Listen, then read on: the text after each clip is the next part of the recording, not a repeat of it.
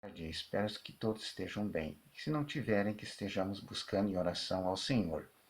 Hoje eu quero conversar com vocês sobre o episódio que está narrado lá em Gênesis, capítulo 11, que trata justamente da construção da denominada e conhecida Torre de Babel. Essa torre, ela foi a tentativa de erguê-la foi um projeto dos descendentes de Noé, dos três filhos de Noé, Sem, Cã e Jafé. Eles originaram várias tribos, várias clãs, e ao longo do tempo de multiplicar essas gerações, eles demonstraram que houve um afastamento de Deus. Em determinado período, resolveram então edificar uma torre alta que tocasse ao céu. E o Senhor, ele não se agradou disso.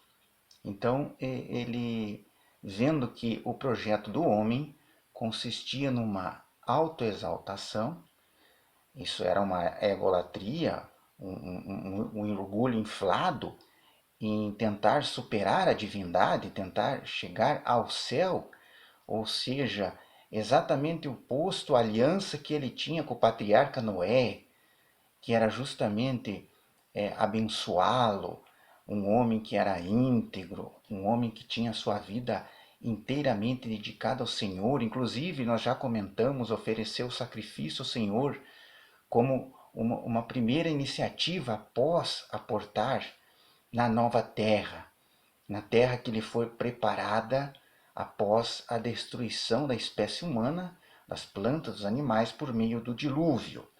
Então, essa bênção, essa aliança inicial, estava se degradando a ponto do homem pensar em si mesmo e se afastar de Deus. Isso teve seu ápice através da tentativa de fazer uma obra, de elevar uma obra que chegasse até o céu, para demonstrar justamente a sua supremacia, a supremacia humana, a capacidade humana de chegar até Deus, de poder se auto-elevar-se. Então, para combater isso, narra lá o capítulo 11 do livro de Gênesis, que Deus instituiu a diversidade de línguas, ou seja, até aquele momento havia só um idioma, havia um vocabulário, uma maneira de expressar-se verbalmente, de entender-se. E isso foi quebrado pelo Senhor através da confusão de línguas, a chamada confusão de Babel. Então, o projeto dessa geração não pôde ser findado, houve um desentendimento, eles começaram a ver várias interpretações entre eles, porque o vocabulário passou a não corresponder mais, o idioma já não era mais compreensível, eram vários idiomas, vários talvez dialetos, digamos assim, e isso impediu que a obra, que a torre fosse concluída e eles se dispersaram. Mas o interessante dessa narrativa também é justamente apontar que ali transparece claramente dois dos atributos de Deus: a onipotência, a onisciência, ou seja, aquele que conhece tudo, sabe de tudo e tem o domínio, a sabedoria sobre todas as coisas. Porque ele sabia o intento do coração do homem a construir aquela torre. Não era simplesmente mais uma obra de engenharia, mas era na verdade um desafio à soberania de Deus. Um desafio, construamos a torre para chegar ao céu. Então, Deus, através do seu atributo de onisciência, daquele que tudo sabe, que tudo vê, que tudo conhece, lá em Provérbios a gente pode constatar que Deus diz que conhece as veredas, os caminhos do homem. Então ele é capaz de antever o que o homem pretende fazer através dos desígnios do seu coração. Ou seja, o desejo humano fica transparecido antes mesmo dele realizar qualquer obra. Ou seja, antes dessa torre ser concluída, Deus já sabia qual era o desejo deles. Então, a onisciência de Deus. E Deus tomou as providências que Ele, como Senhor Supremo de todas as coisas, aí entra um outro atributo, a onipotência, a capacidade de decidir, em última instância, a capacidade de pôr termo a qualquer situação. Ele é insuperável, porque senão ele não seria Deus, justamente é uma característica de Deus, é capaz de ser invencível, insuperável e de decidir qualquer situação, pôr a palavra final. Então é o que ele fez, ele tomou a decisão que aquela obra não iria continuar, que aquilo ali e realmente era de maneira gravosa, porque os instintos ali, a intenção não era boa, era uma intenção desafiadora, da soberania de Deus. Então Deus utilizou, Deus demonstrou ali, Deus transparece ali esses dois atributos, da onipotência e a onipresença. Agora, fazendo uma correlação com Cristo, lá no Evangelho, vamos entrar especificamente no Evangelho de João. Cristo ele demonstra em várias passagens aqui, não daria tempo de enumerá-las todas, que ele possui esses atributos divinos de Deus.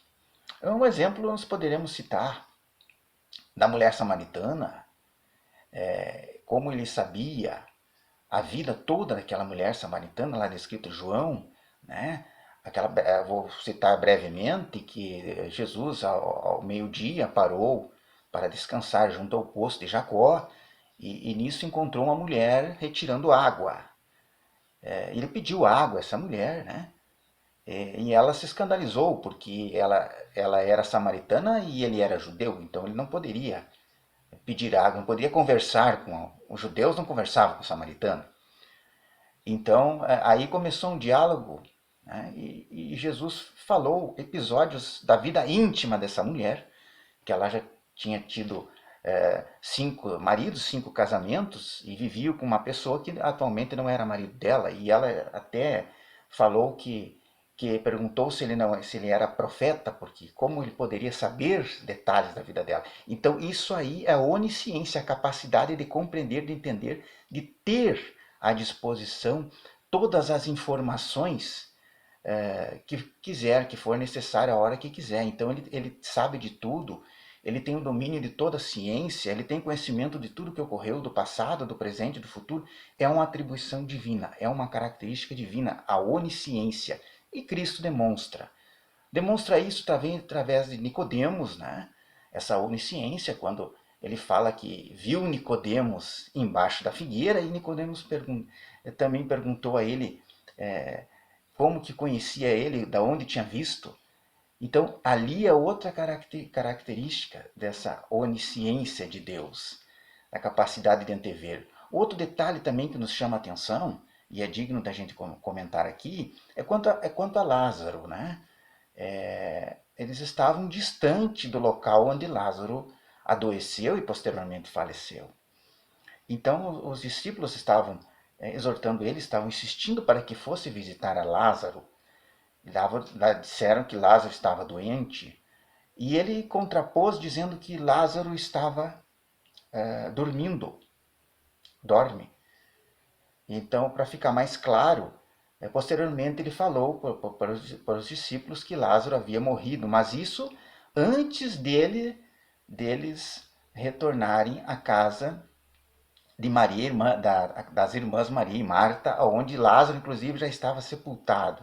Então, o próprio Cristo demonstra ali ter ciência, ter a onisciência, ter a capacidade de entender, ter a capacidade de prever o que estava acontecendo noutro local.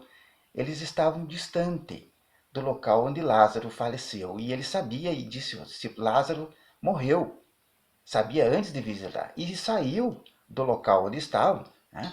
Depois de 4 dias, só após 4 dias, que ele foi visitar a Lázaro. Mas ele já sabia de tudo, ele já sabia que Lázaro havia falecido, possivelmente que Lázaro estava sepultado.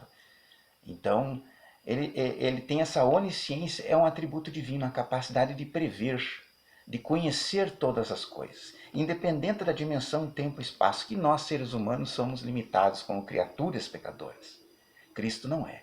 Então, o que eu queria deixar em destaque é isso.